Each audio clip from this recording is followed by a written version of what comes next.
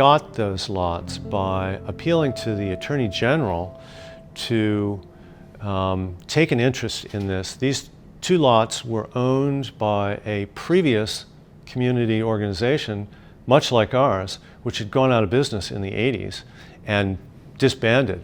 And there was no authority that could speak for these lots. There is a precedent, a cypre action, where the Attorney General steps in and petitions the Orphans Court to terminate this defunct organization and to make Arcadia Commons the executor of that property. Before Arcadia actually became the deeded owner of the land, this other deed was recorded.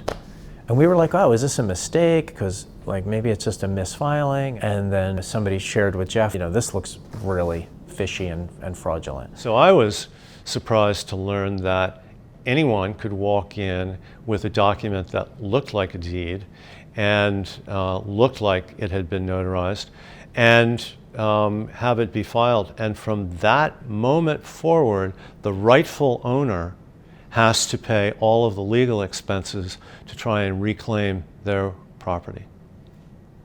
What happened is the current owner of record purchased the land from someone else who received the land through a will or an inheritance from another person who supposedly bought this land from the Kensington Citizen Committee many years ago. And the first thing that's fishy about that is that one of the people that signed that deed is still alive and is in the neighborhood. And she said, I didn't sign that. There hasn't been a meeting, no nothing, no business pertaining to this Kensington Citizen Committee in ages, since the 70s or something. Another signator had been dead for, I think, 15 years at the time that he supposedly signed it. I think we initiated one court action, they didn't show, the court ruled in favor.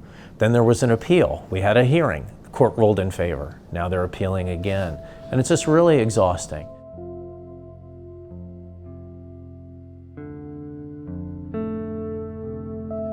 By the time we got the verdict in our favor, it had cost us $100,000.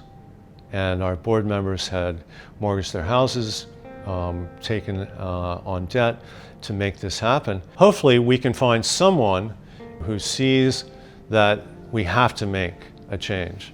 And hopefully that'll be someone who has enough pull to bring together the legislators, the city administrators who can do something for these poor property owners that are losing their homes. There's a social justice component to this where you wonder if there are certain demographics in terms of income and background that are being targeted because those people don't have attorneys in their life and don't don't have a lot of leisure time to be taking on these huge projects. And interestingly, maybe a lot of those folks have land in neighborhoods that where those neighborhoods are about to fulcrum from lesser value to more value.